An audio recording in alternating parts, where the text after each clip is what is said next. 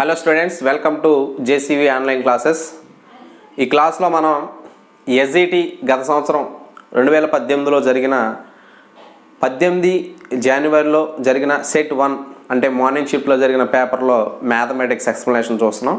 ఇందులో first question అందరూ కూడా ఈ ఎక్స్ప్లెనేషన్ క్లాస్ కంటిన్యూగా చివరి వరకు చూడండి, ఎందుకంటే దీనిలో కొన్ని ముఖ్యమైన షార్ట్ కట్స్ అనేవి చెప్పడం అనేది జరిగింది. సో ఫస్ట్ క్వశ్చన్ చూసినట్లయితే, ఒక గ్రామ జనాభా 18,750 రూపాయలు, 18,750. ఆ గ్రామ జనాభా పెరుగుదల రేటు సంవత్సరమునకు 8%గా గుర్తించబడింది. అయినా 2 సంవత్సరాల తర్వాత ఆ గ్రామ జనాభా అని అడిగాడు. యాక్చువల్గా ప్రజెంట్ ఈ గ్రామ జనాభా ఎంత ఉందంటే 18,750 రూపాయలు ఉంది. అయితే ఏమవుతుందంటే ప్రతి సంవత్సరం కూడా ఉన్న జనాభా మీద 8% పెరుగుతుంది. 8% పెరుగుతుంది కాబట్టి ఆ గ్రామ జనాభా 2 సంవత్సరాల తర్వాత ఆ గ్రామ జనాభా ఎంత అని అడుగుతున్నాడు. సో దాని ప్రకారం చూసినట్లయితే 2 సంవత్సరాల తర్వాత అంటే ప్రతి సంవత్సరం పెరుగుతుంది కాబట్టి 2 సంవత్సరాల తర్వాత వచ్చే జనాభా ఏమవుతుంది, 18,750 కంటే ఎక్కువ అవుతుంది. అంటే first option second option answer అవ్వవు, అయితే థర్డ్ ఆప్షన్ అవ్వాలి, లేకపోతే ఫోర్త్ ఆప్షన్ అవ్వాలి. సో చూడండి, యాక్చువల్గా ఉన్నది ఎంత మనకి 18,750. ఇందులో మనకి ప్రతి సంవత్సరం 8% పెరుగుతుంది అన్నాడు. అంటే మొదటి సంవత్సరం పెరుగుదల రేటు చూసినట్లయితే మొదటి సంవత్సరం ఈ 18,750 మీద 8% ఎంత ఉందో చూడాలి. 8% ఈజ్ నథింగ్ బట్ 10 - 8. అంతకుముందు క్లాస్లో నేర్చుకున్నాం, దీనికి పర్సంటేజ్ ఫైండ్ అవుట్ చేయాలంటే 10%, 1%, 5% ఎలా కట్టాలో చూసుకున్నాం. సో ఇక్కడ చూడండి, 10% అంటే ఎంత, 1875. This is 10%. 1% అంటే 187.5. This is 10%. సో మనకి 8% కావాలనుకోండి, 10లో నుంచి 2 తీస్తే సరిపోతుంది. 10 అంటే ఎంత, 1875. 2% అంటే దీన్ని 2తో మల్టిప్లై చేసుకున్నట్లయితే 200, 280 or 160, 360 plus 7, 2 7s are 14, 360 plus 14 3, 200, 160, 2 7s are 14, 2 and half 1, 5,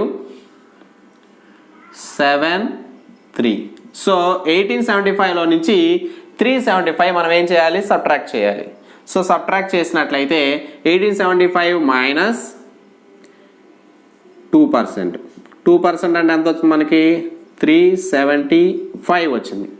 375. So subtract చేస్తే ఎంత అవుతుంది మనకి, 1500. అంటే మొదటి సంవత్సరం జనాభా ఎంత పెరిగింది, 1500 పెరిగింది. రెండో సంవత్సరం కూడా ఇదే జనాభా పరంగా చూసినట్లయితే ఏమవుతుంది, 1500 పెరుగుతుంది. అయితే ఒకసారి చూడండి, ఇక్కడ ఈ 1500 జనాభాలో కూడా 8% పెరుగుతుంది. ఈ 1500 జనాభాలో కూడా 8% పెరుగుతుంది కాబట్టి 1% అంటే 15, 8 15s are 120. So 120 next year. So ఫైనల్గా మొత్తం ఎంత పెరిగింది, మొదటి సంవత్సరం 1500, రెండవ సంవత్సరంలో 1500 ప్లస్ 120. సో ఫైనల్గా 3120 పెరిగింది. 3120 పెరగడం జరిగింది. సో 3120 పెరిగింది కాబట్టి దాని ప్రకారం చూసుకున్నట్లయితే మనకు ఆన్సర్ ఏమవుతుంది, దీనికి యాడ్ చేసుకోవాలి. దేనికి, 18,750 ప్లస్ మనకు పెరిగింది 3120. సో ఫైనల్గా మనకి చివరి ఆన్సర్ ఎంత రావాలి, 70 రావాలి. ఆ ఆప్షన్ మనకు ఒకటే ఉంది, థర్డ్ ఆప్షన్. సో యాడ్ చేసుకున్నా కానీ మనకి ఏమవుతుందంటే అదే ఆన్సర్ వస్తుంది. ఓకే, ఇది షార్ట్ కట్ అమ్మా, ఇది చక్రవడ్డీ. యాక్చువల్గా అయితే మనం ఏం చేయాలి, దీనికి చేసే పద్ధతి ఏంటంటే 18,750 అనేది యాక్చువల్గా మనకున్న జనాభా. ఈ జనాభాలో నెక్స్ట్ ఇయర్ ఏమైంది 8% పెరిగింది. అంటే సెకండ్ ఇయర్ ఎంత ఉంటుంది 108% ఉంటుంది. అంటే బై 100. ఇది మొత్తం 2వ సంవత్సరం వచ్చే జనాభా. దీనిలో మళ్ళా 2 సంవత్సరాల తర్వాత 108/100. దీన్ని క్యాన్సిలేషన్ చేస్తే మనకు ఆన్సర్ వస్తుంది 21,870 అనేది మనకి ఆన్సర్ వస్తుంది. ఓకేనా? సో షార్ట్ కట్ అంటే ఇక్కడ మనకి ఎక్స్ప్లెయిన్ చేసేటప్పుడు ఇంత టైం పడుతుంది, కానీ డైరెక్ట్గా మనం ప్రాక్టీస్లోకి వెళ్తే చాలా ఈజీగా అయిపోతుంది. సెకండ్ క్వశ్చన్, ఇది చాలా ఈజీ క్వశ్చన్ చూడండి. 2 ధన సంఖ్యల భేదం 24. ఒక దానిని రెండవ దానితో భాగించగా వచ్చే భాగఫలం 1.5 అయినా వానిలో పెద్ద సంఖ్య అన్నాడు. చూడండి, 2 ధన సంఖ్యల భేదం. ఇక్కడ 2 ధన సంఖ్యలు తీసుకున్నాడు. ఆ 2 ధన సంఖ్యల భేదం ఎంత అంట 24.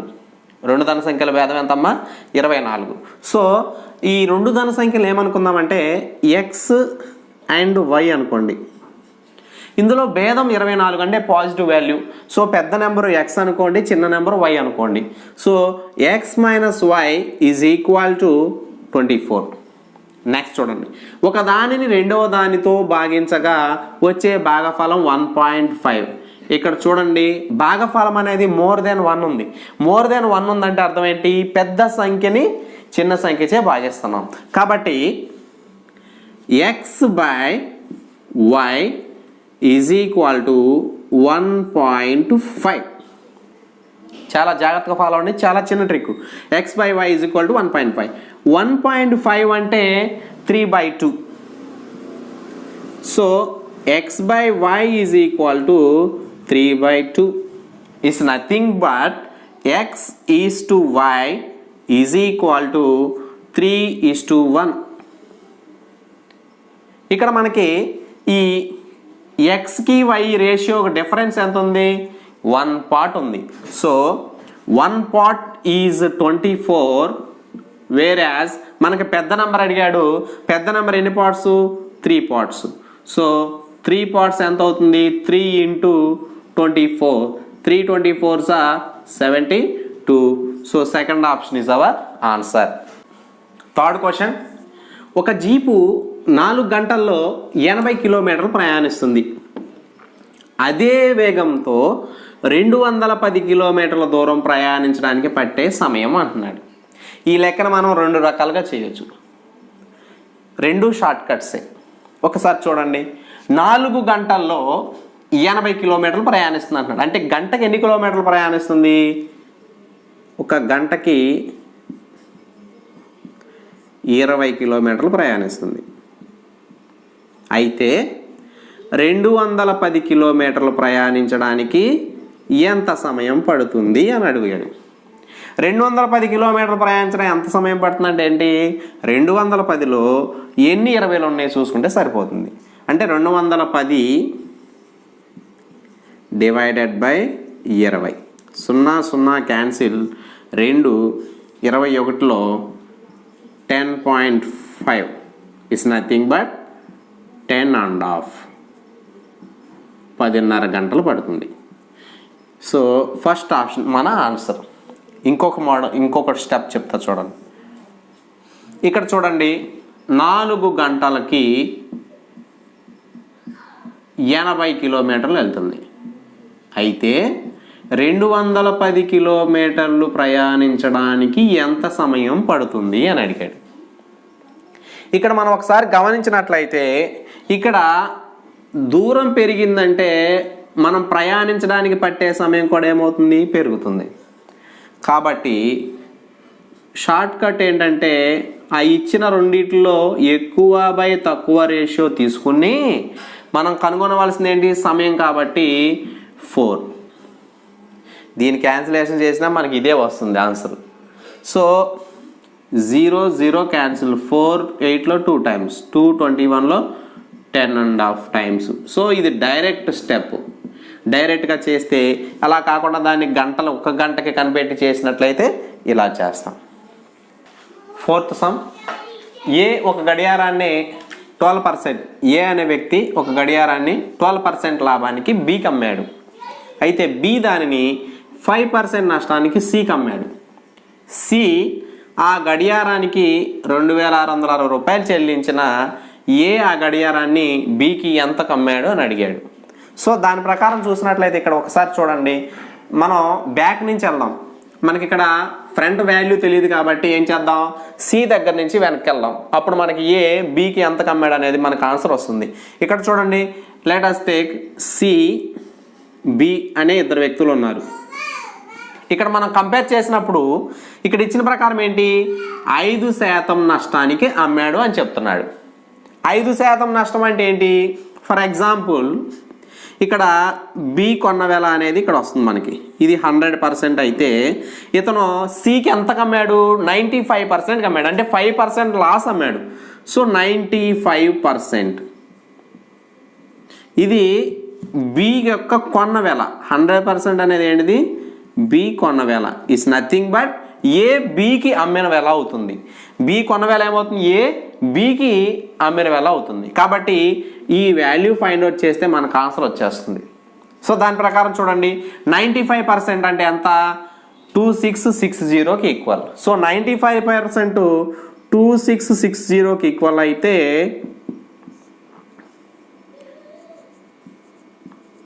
100% ఎంతకు సమానం అవుతుంది అని అడిగాడు. సో ఈ 100% అనేది బి కొన్న వేళ, బి కొన్న వేళే ఏ అమ్మిన వేళ అవుతుంది. ఏ అమ్మిన వేళ ఈజ్ ఈక్వల్ టు బి కొన్న వేళ. సో దాని ప్రకారం చూసినట్లయితే ఇక్కడ మనం బి కొన్న వేళ చూస్తున్నాం. 100% ఎంత అంటున్నాడు. ఇక్కడ చూడండి, ఈ రెండిట్లో 5 టేబుల్, దీనిలో 20 టైమ్స్, దీనిలో 19 టైమ్స్. అగైన్ 19 టేబుల్, ఈ 2660లో 19 టేబుల్ 26లో 1 టైం, 7 మిగిలింది, 76 అంటే 4 టైమ్స్, 0. ఇప్పుడు 20 × 140 2800. ఇది ఒక పద్ధతి. ఇక్కడ మనం షార్ట్ కట్ ప్రకారం చూసినట్టు 100% వాల్యూ పెరుగుతుంది కాబట్టి ఎక్కువ బై తక్కువ 100/95 × 2660 ఇలా వేసుకున్నట్లయితే మనకి క్యాలిక్యులేషన్ అనేది ఈజీగా వచ్చేస్తుంది. సో దాని ప్రకారం మనం క్యాలిక్యులేషన్ వేసుకుని చేసుకోవాలన్నమాట. 5వ లెక్క, 3 రకాల నూనెలు 42 లీటర్లు, 28 లీటర్లు, 70 లీటర్లు ఉన్నాయి. ఈ మూడింటిని ఖచ్చితంగా కొలవడానికి కావలసిన కొలపాత్ర గరిష్ట ఘనపరిమాణం ఎంత అని అడిగాడు. ఇందులో ఒకసారి చూడండి, మనకి 42 లీటర్లు ఒక నూనె ఉంది. నెక్స్ట్ 28 లీటర్లు ఒక నూనె ఉంది. నెక్స్ట్ 70 లీటర్లు ఒక నూనె ఉంది. వీటిని కొలవడానికి మనకి ఒక కొలపాత్ర కావాలి. కొలపాత్ర అంటే సంబంధించి చూసినట్లయితే వీటిని ఖచ్చితంగా కొలవాలంటున్నాడు. ఈ మూడింటిని ఖచ్చితంగా కొలవాలి. అంటే ఏదైనా ఒక కొలపాత్ర తీసుకున్నట్లయితే ఆ కొలపాత్ర అనేది ఎన్నిసార్లు తీసుకున్నా కానీ 42 లీటర్లు సరిపోవాలి. ఎన్నిసార్లు తీసుకున్నా 28 లీటర్లు సరిపోవాలి. ఎన్నిసార్లు కొలిసినా కానీ 70 లీటర్లు సరిపోవాలి. అంటే ఎగ్జాంపుల్కి ఇక్కడ కొలపాత్ర పరిమాణము అనేది అడిగాడు. ఇక్కడ కొలపాత్ర ఘనపరిమాణం అనేది ఎక్స్ అనుకోండి.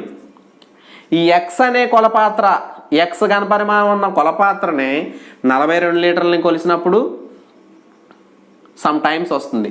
అంటే 2-3 సార్లు కొలిస్తే 42 లీటర్లు రావచ్చు. ఇలా రావాలన్నమాట. సో అలా వచ్చినప్పుడు వీటికంటే ఇది తక్కువ పరిమాణం ఉంటుంది.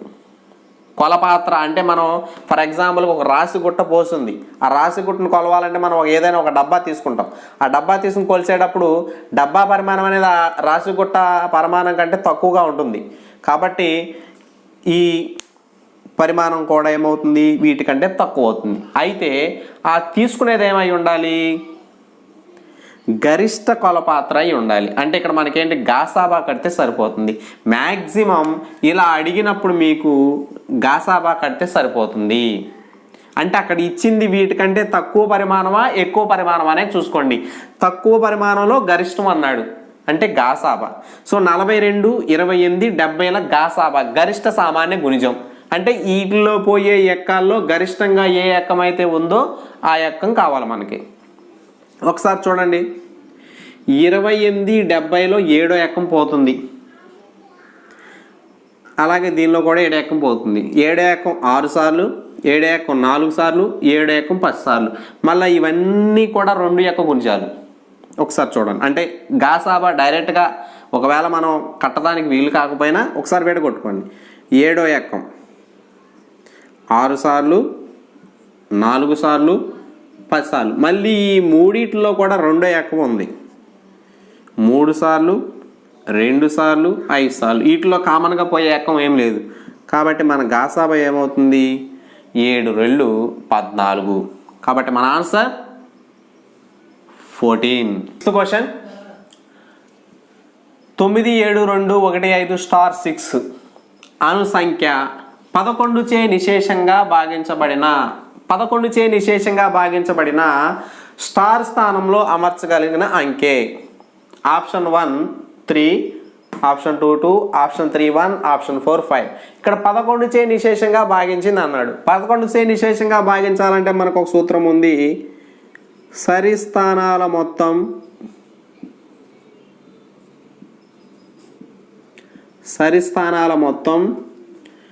బేసి స్థానాల మొత్తం ఈ రెండింటి భేదం అనేది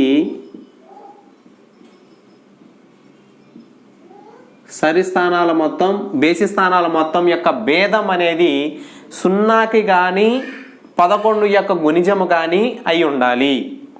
సరి స్థానాల మొత్తం బేసి స్థానాల మొత్తాల భేదం అనేది 0 ఆర్ 11 గుణిజం అయి ఉండాలి. సో దాని ప్రకారం చూసినట్లయితే ఇక్కడ ఇచ్చిన నెంబర్లో ఒకసారి సరి స్థానాలు చూసుకున్నట్లయితే ఇక్కడ చూడండి, ఒకసారి రాసుకుందాం. 9 7 2 1 5 స్టార్ 6 అని ఇచ్చాడు. ఇక్కడ బేసి స్థానాల్లో 9 + 2 11, 11 + 5 16, 16 + 6 22. నెక్స్ట్ సరి స్థానాలు చూడండి. 7 + 1 8, 8 + స్టార్. ఇక్కడ చూడండి, ఇక్కడ మనకి వచ్చినది 11 యొక్క గుణిజం వచ్చింది. అంటే కంపల్సరిగా మనకి 11 గుణిజం కానీ 0 కానీ రావాలి అంటే ఈ సరి స్థానంలో అంకెల మొత్తం కూడా మనకి 11 కానీ 11 యొక్క గుణిజం కానీ అయి ఉండాలి. సో 7 + 1 8, 8కి ఎంత కలిపితే మనకు 11 గుణిజం వస్తుందంటే 3 వస్తుంది. 8 + స్టార్. సో స్టార్ ప్లేస్లో ఏమొస్తుంది మనకి? 3 వస్తుంది. సో ఫస్ట్ ఆప్షన్ మన ఆన్సర్. అర్థమైందా? ఇక్కడ ఏదైనా సరి స్థానాలు కానీ బేసి స్థానాల మొత్తం కానీ 11 గుణిజం అయితే, ఎగ్జాంపుల్కి ఇక్కడ బేసి స్థానాల మొత్తం అనేది 11 గుణిజం అయింది. కంపల్సరిగా సరి స్థానాల మొత్తం కూడా ఏమవ్వాలి? 11 లేదా 11 యొక్క గుణిజం అయ్యాలి. అలా అయినప్పుడు మాత్రమే మనకు అది 11 చే నిశేషంగా భాగించబడుతుంది. చిన్న short cut. Next 7th question. Mister A 1 సెకండ్లో 1/2/3 మీటర్ల దూరం నడవగలడు. అయినా 12 నిమిషాల్లో అతను నడిచే దూరం. ఇక్కడ సెకండ్ ఇచ్చాడు, నిమిషాల్లో కనుక్కోమంటున్నాడు. మనకి 1 సెకండ్ 1/2/3 అయితే 12 నిమిషాలు. అంటే నిమిషానికి ఎన్ని సెకండ్లు? 60 సెకండ్లు. సో దాన్ని బట్టి 12 × 60 అప్పుడు మనకు సెకండ్లు వచ్చినాయి. ఎన్ని సెకండ్లు? ఇంటూ సెకండ్కి 1/2/3. ఈ 1/2/3ని అపక్రమ భిన్నంలోకి మార్చేసుకోండి. అపక్రమ భిన్నంలోకి మార్చుకుంటే 1 3 3 + 2 5/3. సో ఇక్కడ చూసినట్లయితే 3వ ఎక్కం 12లో 4 సార్లు, 4 5లు 20, 20 × 60 1200. సో 4th ఆప్షన్ అనేది మన యొక్క ఆన్సర్ అవుతుంది. 8వ లెక్క. 10 మీటర్ల పొడవు 8 మీటర్ల వెడల్పు గల స్థలములో 5 మొక్కల పాదులు తీయబడ్డాయి. మొక్కల పాదులన్నీ 2 మీటర్ల భుజం గల చతురస్రాలైన మిగిలిన ప్రదేశం యొక్క వైశాల్యం అని అడిగాడు. ఇక్కడ చూడండి, అంటే ఇక్కడ ఏమన్నాడు, ఒక చతురస్రాకార స్థలం ఉంది. ఎలా ఉంది చతురస్రాకార స్థలము? ఇలా ఒక చతురస్రాకార స్థలం అనేది ఉంది. ఈ చతురస్రాకార స్థలంలో పొడవు అనేది 10 మీటర్లు అన్నాడు, వెడల్పు అనేది 8 మీటర్లు అన్నాడు. సో అయితే దీనిలో 5 పాదులు తీయబడ్డాయి. ఒక్కొక్క పాదు చతురస్రాకారంలో ఉంది. చతురస్రాకార భుజం 2 మీటర్లు. సో అలా ఒక 5 పాదులు తీయబడ్డాయి. సో ఇది ఒక పాదు, ఇది ఒక పాదు, అలాగే ఇంకొక పాదు, ఒక పాదు, ఒక పాదు. సో ఇది భుజం ఎంత? 2 మీటర్లు. ఒక్కొక్క దాని భుజం 2 మీటర్లు. అయితే ఏమంటాడు వాడు, ఈ పాదులు తీయగా మిగిలిన స్థలం యొక్క వైశాల్యం కావాలంటున్నాడు. మిగిలిన స్థలం వైశాల్యం ఈ షేడ్ చేస్తున్నా చూడండి, ఈ స్థలం అంతా కూడా మిగిలిపోయింది. సో మనం ఉన్న స్థలంలో నుంచి ఈ పాదుల మొత్తం వైశాల్యం తీసేసినట్లయితే మనకి మిగిలిన స్థలం యొక్క వైశాల్యం అనేది వస్తుంది. కాబట్టి ఒకసారి చూడండి, ఇక్కడ మొత్తం స్థలం అనేది ఏ ఆకారంలో ఉంది? పొడవు వెడల్పు ఇచ్చాడు కాబట్టి దీర్ఘచతురస్రాకారంలో ఉంది. సో దీర్ఘచతురస్రాకారం యొక్క వైశాల్యం సూత్రం ఏంటమ్మా? పొడవు ఇంటూ వెడల్పు. సో 10 × 8. క్యాలిక్యులేషన్ చేయకుండా అలా ఉంచండి. ఓకే, నెక్స్ట్ మైనస్ ఈ పాదుల యొక్క వైశాల్యం. ఒక్కొక్క పాదు ఎన్ని పాదులు ఉన్నాయి? మొత్తం 5 పాదులు ఉన్నాయి. 5 పాదులు. 5 పాదులకి ఒక్కొక్క పాదు యొక్క వైశాల్యం ఎంత? ఇది చతురస్రాకారంలో ఉంది, అంటే భుజం 2 మీటర్లు. చతురస్రాకార వైశాల్యం సూత్రం ఏంటి? భుజము ఇంటూ భుజం, అంటే 2 × 2. అంటే ఇది మొత్తం ఎంత అవుతుంది? 4 స్క్వేర్ యూనిట్స్, స్క్వేర్ మీటర్స్ అవుతుంది. కాబట్టి మనం 5 × 4. ఒకసారి చూడండి, 10 8 80, 5 4 20. ఇక్కడ క్యాలిక్యులేషన్ ఎందుకు చేయొద్దన్నానంటే, ఒకవేళ ఈ రెండింటిలో కామన్గా పోయాయి ఏమైనా ఉంటే వాటిని తీసుకోవచ్చు అనే ఉద్దేశంతో మనం ఇక్కడ క్యాలిక్యులేషన్ చేయొద్దన్నాం. సో దాన్ని బట్టి చూసినట్లయితే ఇక్కడ మనకి 10 8 80, 5 4 20. 80లో 20 పోతే ఆన్సర్ ఎంత? 60. కాబట్టి మిగిలిన స్థలం యొక్క వైశాల్యం ఎంత అవుతుందంటే 60 చదరపు మీటర్లు. 9th క్వశ్చన్, ఒక త్రిభుజం యొక్క భూమి ఎత్తులు 4:5 నిష్పత్తిలో కలవు. త్రిభుజం యొక్క వైశాల్యం 640 సెంటీమీటర్ స్క్వేర్ అయిన దాని ఎత్తు అని అడిగాడు. ఇక్కడ చూడండి, భూమి ఎత్తులు 4:5 నిష్పత్తిలో ఉన్నాయి అన్నాడు, వైశాల్యం ఏమో 640 సెంటీమీటర్ స్క్వేర్ అన్నాడు. సో భూమి ఎత్తులు 4:5 నిష్పత్తిలో ఉన్నాయంటే మనకి త్రిభుజ వైశాల్యం ఇచ్చాడు. త్రిభుజ వైశాల్యం ఎంత? 640 చదరపు సెంటీమీటర్లు. సెంటీమీటర్ స్క్వేర్ అంటే చదరపు సెంటీమీటర్లు. సో త్రిభుజ వైశాల్యం సూత్రం ఏంటి? Of BH is equal to 640. ఇక్కడ మనకు భూమి అనేది ఎన్ని భాగాలు ఉన్నాయి అన్నాడు? 4 భాగాలు. మొత్తం 4 భాగాల్లో ఉంది. ఎత్తేమో 5 భాగాలు ఉంది. సో దాని ప్రకారం చూసుకున్నట్లయితే 4:5 అలా ఇచ్చినప్పుడు x అనేది తీసుకోండి. 4x 5xగా తీసుకోండి భూమి ఎత్తులు. సో దాని ప్రకారం తీసుకుంటే of 4x × 5x is equal to 640. Okay, రెండో ఎక్కం 4లో 2 సార్లు, 2 5లు 10. 10 అంటే ఇక్కడ మనం ఏం చేయొచ్చు? 0ని కొట్టేయచ్చు. So x × x, x² is equal to 64, whereas x is equal to 8. So x is equal to 8 కాబట్టి మనకి ఏం కనుక్కోమన్నాడు, ఎత్తు కనుక్కోమన్నాడు. ఎత్తు అంటే ఎంత, 5 భాగాలు, 5x. So 5 40. So first option మన ఆన్సర్. భూమి 4 32, ఇది భూమి. ఓకే, ఇది యాక్చువల్గా మనం ప్రొసీజర్ ప్రకారం వెళ్ళినట్లయితే ఇలా చేసుకోవాలి. షార్ట్ కట్లో లెక్కని ఇక్కడే ఎలా తేల్చేయాలో ఒకసారి చూద్దాం. చూడండి, అక్కడే లెక్కను తేల్చేయచ్చు. ఓకే, సో ఇక్కడ మనకి వైశాల్యము అంటే ఏంటి, భూమి ఇంటూ ఎత్తులో సగం అన్నాం. భూమి ఇంటూ ఎత్తులో సగం అన్నాం. సో భూమి ఇంటూ ఎత్తు అంటే 4 5 20. 20లో సగం 10. So 640/10 64. x² is equal to 64, whereas x is equal to 8 centimetres. So మనకి ఇక్కడ కొంత భూమి ఎత్తులు మొత్తాన్ని కలుపుకుంటే అది 9 భాగాలు.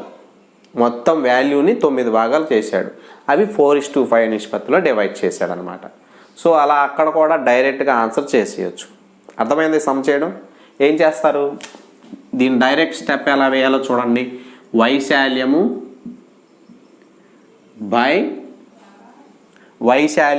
బై భూమి ఇంటూ ఎత్తులో సగం. భూమి ఇంటూ ఎత్తులో సగం అంటే 4 5 20లో సగం 10. ఇక్కడ ఎత్తు కనుక్కోమంటే ఎత్తు భాగాలు వేసుకోండి, భూమి కనుక్కోమంటే భూమి భాగాలు వేసుకోండి. ఇంటూ మనకి ఎత్తు కనుక్కోమన్నాడు కాబట్టి 5 వేసుకుని 0 0 కొట్టేసిన తర్వాత వచ్చిన దానికి మనం ఏం చేయాలి, వచ్చిన దానికి వర్గమూలం కట్టాలి. స్టెప్ కొంచెం కన్ఫ్యూజ్గా చూడండి, మళ్ళీ ఒకసారి చెప్తా చూడండి. వైశాల్యం వేయండి బై భూమి ఇంటూ ఎత్తులో సగం. 4 5 20లో సగం ఎంత, 10. 0 0 క్యాన్సిల్. వచ్చిన దానికి వర్గమూలం √64. వచ్చిన దానికి ఏం చేస్తారు, వర్గమూలం కట్టుకోండి. ఇంటూ మనకి ఎన్ని భాగాలు అడిగాడు, 5 భాగాలు అడిగాడు. ఇదే ఎత్తు. √64 ఇంటూ 4, ఇది భూమి, ఇది ఎత్తు, ఇదేమో భూమి. సో ఈ ప్రాక్టీస్ చేస్తే ఈ మోడల్ చాలా ఈజీ. వైశాల్యము బై భూమి ఎత్తులో లబ్ధంలో సగం తీసుకుని భాగించాలి.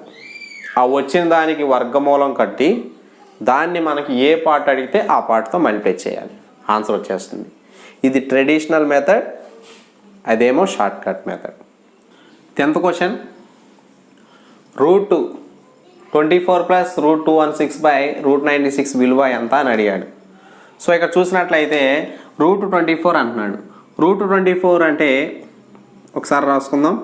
√24 + √216/√96. ఒకసారి గమనించినట్లయితే 24 అంటే 4 × 6. సో 4 × 6 రూట్ ఎంత అవుతుంది, 2√6 అవుతుంది. ప్లస్ 216 అంటే 6³ అంటే 6√6 by, whereas 96 means 6 16s are 96, where 16 means 4√6. అన్నీ కూడా √6 సంబంధించి. 2 + 6 8√6 by 4√6. √6 cancel, whereas 4 8లో 2 times. So our answer is 2. 11th question, √(x - 1 × y + 2 = 9 మరియు x yలు ధన పూర్ణాంకాలు అయిన x, y విలువలు అని అడిగాడు. ఇక్కడ x, yలు అనేవి ధన పూర్ణాంకాలు అన్నాడు. అంటే ఇక్కడ మనకి ఇచ్చినవి కూడా ధన పూర్ణాంకాలే ఉన్నాయి, ధన సంఖ్యలే ఉన్నాయి. అయితే ఇక్కడ ఏమంటున్నాడు, మనకి రూట్ వాల్యూ అనేది ఎంత వచ్చింది, 9 వచ్చింది. రూట్ వాల్యూ అనేది ఎంత వచ్చిందమ్మా, 9 వచ్చింది. కాబట్టి రూట్ వాల్యూ 9 వచ్చింది కాబట్టి ఈ రూట్ లోపల x minus 1 into y plus 2 is equal to ఎంత అవ్వాలి? 81 అవ్వాలి. 81కి రూట్ మనకి 9 కాబట్టి. సో ఇది 81 అవ్వాలంటే 9 9s అయి ఉండాలి, లేదా 27 3s అయి ఉండాలి. ఈ రెండు సిచ్యువేషన్స్లో మాత్రమే మనకి 81 రావడానికి అవకాశం ఉంటుంది. సో దాని ప్రకారం చూసుకున్నట్లయితే ఇక్కడ ఫస్ట్ వన్ చూసినట్లయితే 9 9s అంటే ఎక్స్ ప్లేస్లో ఎంత రావాలి? ఇది 9 అవ్వాలంటే ఎక్స్ ప్లేస్లో 10 రావాలి, వై ప్లేస్లో 7 రావాలి. So first option is our answer. ఒకవేళ 27 3 రావాలనుకోండి, 27 3 వచ్చినట్లయితే 27 3 అవ్వడానికి అవకాశం ఎక్కడైనా ఉందా? మనకి ఎక్కడ అవకాశం లేదు. కాబట్టి ఫస్ట్ ఆప్షన్ మన answer. 12th question, x/7 minus x/8 is equal to 20 అయినా x విలువ x/7 మైనస్ x/8 అంటున్నాడు. అంటే ఇక్కడ x అనేది ఇక్కడ వచ్చిన వాల్యూ అనేది ఎటువంటి ఫ్రాక్షన్స్లో లేదు కాబట్టి కంపల్సరిగా ఈ x వాల్యూ అనేది 7 8 యొక్క కాసాగా అయి ఉండాలి. ఐ మీన్ ఈ రెండింటి యొక్క ఉమ్మడి గుణిజం అయ్యాలి. కాసా కదమ్మా, ఉమ్మడి గుణిజం అయి ఉండాలి. ఉమ్మడి గుణిజము, వీటిల్లో ఉమ్మడి గుణిజం ఏమున్నాయి? అన్నీ ఉమ్మడి గుణిజాలే, అన్నీ కూడా మనకి ఉమ్మడి గుణిజాలు అవుతాయి. ఈ 3 ఉమ్మడి గుణిజాలు అవుతాయి. 1100 అనేది ఉమ్మడి గుణిజం కాదు. సో ఉమ్మడి గుణిజం అయి ఉండాలి. సో 4th ఆప్షన్ అనేది మనకు ఆన్సర్ అవడానికి అవకాశం లేదు. నెక్స్ట్ ఈ 3 ఉన్నాయి చూడండి, ఈ మూడిట్లో మనకి ఆన్సర్ ఉంది. ఇక్కడ మనకి ఎంత రావాలి? 20 రావాలి. ఎగ్జాంపుల్ ఇక్కడ చూడండి, 560 తీసుకుంటే 560/7 అంటే ఎంత? 80 మైనస్ 70. 80 మైనస్ 70 అంటే 10. సో ఫస్ట్ ఆప్షన్ అవదు. నెక్స్ట్ 112, దీనికి డబల్ చూసుకోండి ఒకసారి. 560 డబల్ 1120. 1120లో చూసినట్లయితే దీంట్లో 7 టేబుల్ చూసినట్లయితే 1120లో 7 టేబుల్లో ఎన్నిసార్లు పోతుందని చూసినట్లయితే చూడండి ఒకసారి. 1 time 6 time 160 minus 8 table 140. So 160 minus 140 20. So third option is our answer. Traditional method చూడండి, ఈ రెండింటికి రెండు కూడా ఏంటి? ఇక్కడ మనకి పరస్పర ప్రధానాంకాలు, సాపేక్ష ప్రధానాంకాలు. సాపేక్ష ప్రధానాంకాలు అంటే ఈ రెండింటికి కూడా మనకి ఉమ్మడి ప్రాణాంకం అనేది ఉమ్మడి కారణాంకం అనేది లేదు, కోప్రైమ్స్. సో ఈ కోప్రైమ్స్లో ఇలా ఇచ్చినప్పుడు మనకి ఏమవుతుందంటే వాటి యొక్క ఎల్సిఎం అనేది 56 అవుతుంది.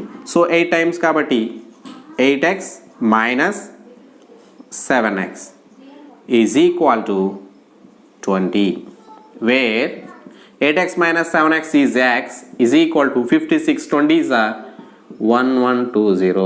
This is our answer. Okay, so ఇలాంటి ప్రాబ్లమ్స్ వచ్చినప్పుడు డైరెక్ట్గా వాటి యొక్క ఎల్సిఎంతో 20ని ఇక్కడ వచ్చే ఆన్సర్ని మల్టిప్లై చేస్తే మన ఆన్సర్ వస్తుంది. 13th question, 9 into x plus y whole square minus 16 into x minus y whole square యొక్క కారణాంకాలు అన్నాడు. ఇక్కడ మనకి కారణాంకాలు కనుగొనే పద్ధతి సంబంధించి చూసినట్లయితే ఇక్కడ చూడండి ఒకసారి. ఇక్కడ ఇది చూడండి, 9 into x plus y whole square అన్నాడు. 9 into x plus y whole square అంటే దీన్ని 3 into x plus y whole squareగా రాసుకోవచ్చు. మైనస్ ఇక్కడ 16 అంటే 4 into x minus y whole squareగా రాసుకుంటాం. సో రాసినప్పుడు a square minus b square ఫార్ములాలో ఉంది. a square minus b square ఫార్ములాలో ఉంది. a square minus b square అంటే ఏంటి? మనకు ఫార్ములా ప్రకారం ఒకసారి ఫార్ములా రాద్దాం. a square minus b square is equal to a plus b into a minus b. So a plus b, a అంటే ఏంటి? ఇక్కడ 3 into x plus y, where b is 4 into x minus y. So let us substitute them in place of a and b. So substitute చేసినట్లయితే మనకి ఏమొస్తుంది answer? a అంటే 3x plus why plus B అంటే 4 into x minus y into A minus B. A minus B అంటే మనకి A అంటే 3 into x plus y minus 4 into x minus y. So ఇది అయితే ఇక్కడ చూడండి ఒకసారి మనకి ఫస్ట్ చూడండి 3 into x 3x plus 4x 7x 3y minus 4y plus into minus minus 4 into y 4y 3y minus 4y minus y. So మన ఆన్సర్లో కంపల్సరీగా 7x మైనస్ y అనే ఆన్సర్ అనేది ఉండాలి. 7x minus y. So first option లేదు, second option లేదు. అయితే మనకు థర్డ్ కానీ ఫోర్త్ కానీ అయ్యే అవకాశం ఉంది. ఓకే, నెక్స్ట్ చూడండి 3x minus 4x. 3x minus 4x అంటే ఏంటి? Minus X. అయిపోయింది ఆన్సర్. సో మైనస్ ఎక్స్ ఇక్కడ లేదు రెండో దాంట్లో. సో ఇక్కడ మైనస్ ఎక్స్ ఉంది. 3y minus of minus plus 3y 3 into y 3y minus అంటూ minus plus 4y plus 7y where it can be written as 7y minus x. That is fourth option. 14th question. మొదటి 10 ప్రధాన సంఖ్యల సగటు. మొదటి 10 ప్రధాన సంఖ్యల సగటు. ప్రధాన సంఖ్యలు తీసుకోవాలి, prime numbers. Let us take them. మొదటి 10 ప్రధాన సంఖ్యలు అంటే 10. సగటు అంటే ఏంటి? రాసుల మొత్తం బై రాసుల సంఖ్య. ఇక్కడ రాసులు ఎన్ని ఉన్నాయి? 10 ఉన్నాయి. అంటే మనకు వచ్చిన మొత్తాన్ని ఒక స్థానం తర్వాత దశాంశ ఒక స్థాన విలువ తర్వాత ఒక దశాంశ స్థానం పెట్టినట్టయితే అదే మన ఆన్సర్ అవుతుంది. Let us take them. 2 3 5 7 11 13 ఎన్ని? 6 17 19 8 అయినాయి. 23 and 29. ఓకే, క్యాలిక్యులేషన్ చూడండి, జాగ్రత్తగా చూడండి calculation. 2 plus 3 5 5 plus 5 10 7 plus 13 20 10 plus 20 11 plus 19 30 plus 17 plus 23 40 plus 29. Okay, 10 20 30 30 60 40 129. So సగటు అన్నాడు కాబట్టి మనకి ఇక్కడ 129/10 వేర్ 12.9 ఈజ్ అవర్ ఆన్సర్. ఇక్కడ చూడండి ఎడిషన్స్ అనేవి మనం వరుసగా కూడుకుంటూ వెళ్ళాలి. 10 మల్టిపుల్స్ అయ్యేటట్టు చేసుకుంటూ వెళ్ళాం. సో అలా చేసుకున్నట్టయితే మనకు ఆన్సర్ అనేది ఈజీగా వస్తుంది. సో ఫస్ట్ ఆప్షన్ మన ఆన్సర్. 15th question. ఆరోహణ క్రమంలో ఉన్న రాశులు 10 12 14 x-3 x, x+2, 25ల మధ్యగతం 19 అయిన x విలువ. ఇక్కడ మనకి మధ్యగతము అనేది కనుక్కోవాలంటే అవర్గీకృత దత్తాంశం ఇచ్చినప్పుడు, ఓకే, అవర్గీకృత దత్తాంశం ఇచ్చినప్పుడు అంటే డివిజన్ చేయకుండా మనకి ఈ విధంగా దత్తాంశం ఇచ్చినప్పుడు మధ్యగతం కనుక్కోవాలంటే వాటిలో ఉన్న రాసుల సంఖ్యను బట్టి, అంటే రాసుల సంఖ్య అనేది బేసి సంఖ్య అయితే ఒకలాగా ఉంటుంది, సరి సంఖ్య అయితే ఒకలాగా ఉంటుంది. బేసి సంఖ్య అయితే మధ్యలో ఉన్న నెంబర్ ఆరోహణ క్రమం కానీ అవరోహణ క్రమం కానీ రాసి మధ్యలో ఉన్న నెంబర్ ఏదైతే ఉందో అది మధ్యగతం అవుతుంది. అలా కాకుండా రాసుల సంఖ్య అనేది సరి సంఖ్య అయినట్లయితే ఆ రెండిట్లో ఆ మొత్తంలో ఉన్న మధ్యలో ఉన్న 2 నెంబర్ల సగటు అనేది మధ్యగతం అవుతుంది. సో ఇక్కడ ఇవన్నీ ఉన్నాయి చూద్దాం. 1 2 3 1 2 3 4 5 6 7 6 7 ఉన్నాయి. 7 ఉన్నాయి కాబట్టి వాటిలో మధ్యది అంటే 4th one x-3 అది మధ్యగతం. So x-3 is equal to 19 వేరేజ్ x is equal to x-3 is equal to 19. So x is equal to 22. So our answer is 22. Next 16th question. ఒక త్రిభుజంలోని కోణాల నిష్పత్తి 1:3:5 అయినా ఆ కోణాలలో పెద్ద కోణం ఇక్కడ పెద్ద కోణం ఎన్ని భాగాలు? 5 భాగాలు. మొత్తం ఎన్ని భాగాలు? 1 + 3 + 5 9 పార్ట్స్. త్రిభుజంలో 3 కోణాలు మొత్తం ఎంత? 180 డిగ్రీలు. త్రిభుజంలో 3 కోణాలు మొత్తం 180 డిగ్రీలు. 180 డిగ్రీలు 9 భాగాలు చేసాం. అందులో మనకు కావాల్సిన ఎన్ని భాగాలు? 5 భాగాలు. సో 9 ఏకం దీనిలో 20 సార్లు 5 20 100. సో మన ఆన్సర్ ఏమవుతుంది? 4th option. సో ఇలా చేసుకోవాలి. నిష్పత్తి ఇచ్చినప్పుడు ఆ త్రిభుజంలోని కోణాల మొత్తాన్ని నిష్పత్తిలో మొత్తం భాగాలు total parts into some parts మనకి ఏదైతే కావాలో ఆ పార్ట్స్ని మల్టిప్లై చేస్తే మనకు ఆన్సర్ వస్తుంది. 17th question. ట్రయాంగిల్ ఏబీసీ యొక్క బాహ్య కోణాల మొత్తం. ట్రయాంగిల్ ఏబీసీ అంటే త్రిభుజం బాహ్య కోణాల మొత్తం ఎంత అంటే 360 డిగ్రీలు. జనరల్గా మనకున్న డైరెక్ట్ బిట్ ఇది.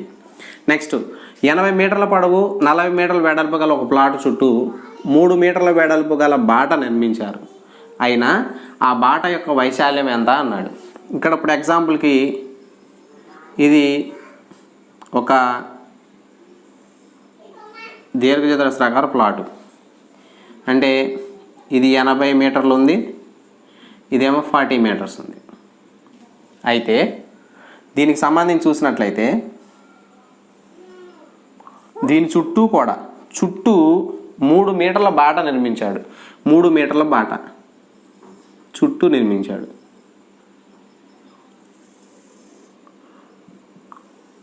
ఈ బాట యొక్క వైశాల్యం ఎంత అని అడుగుతున్నాడు. ఈ బాట వైశాల్యం ఎంత అని అడుగుతున్నాడు. ఇక్కడ ఈ లెంత్ ఎంత? 3 మీటర్లు ఉంది. ఇటు 3 ఇటు 3 మొత్తం ఎంత కలుస్తుంది? 6 కలుస్తుంది. సో ఇది మొత్తం ఎంత అవుతుంది? 86 అవుతుంది. ఇది ఎంత అవుతుంది? 46 అవుతుంది. సో బాట వైశాల్యం కావాలంటే బయట దీర్ఘచతురస్ర వైశాల్యంలో నుంచి లోపలి దీర్ఘచతురస్ర వైశాల్యం తీసేసినట్లయితే మనకి ఈ బాట వైశాల్యం అనేది వస్తుంది. సో దీర్ఘచతురస్రాకారంలో ఉంది కాబట్టి సూత్రం ఏంటి మనకి? పొడవు ఇంటూ వెడల్పు. బయట దీర్ఘచతురస్రం యొక్క పొడవు ఇంటూ వెడల్పు అంటే 86 × 46 మైనస్ లోపలి దీర్ఘచతురస్ర వైశాల్యం 80 × 40. So 6 6 are 36. 6 minus 0 6. So our answer might be end with 6. అయితే ఇక్కడ 8 4s are 32. 8 4s are 32. 32 పోతే ఆ ఆన్సర్ అయితే మనకి 1000 లోపు ఉంటుంది. కాబట్టి 3rd and 4th ఆప్షన్స్లో మన ఆన్సర్ ఉండదు. అయితే ఫస్ట్ ఆప్షన్ అవ్వాలి, లేకపోతే సెకండ్ ఆప్షన్ అయి ఉండాలి. ఓకే, సో ఒకసారి చూడండి. 86 × 46. 86 × 46ని ఎలా రాయొచ్చు? విభాగ న్యాయంగా ప్రకారం రాయండి. విభాగ న్యాయం ప్రకారం రాసినట్లయితే 86ని 80 + x 6, 46ని 40 + 6గా రాసుకున్నాం. సో విభాగ న్యాయం ప్రకారం 80 × 40 ప్లస్ 80 × 6 ప్లస్ 6 × 40 ప్లస్ 6 × 6 మైనస్ బయట వైశాల్యం 80 × 40, వేర్ 80 × 40 80 × 40 క్యాన్సిల్. సో మిగిలింది మన ఆన్సర్. 8 ఆర్లు 48 అంటే 480. 6 4 24. సో 480, 24 అంటే 240, 6 ఆర్లు 36, where 756. So our answer is first option.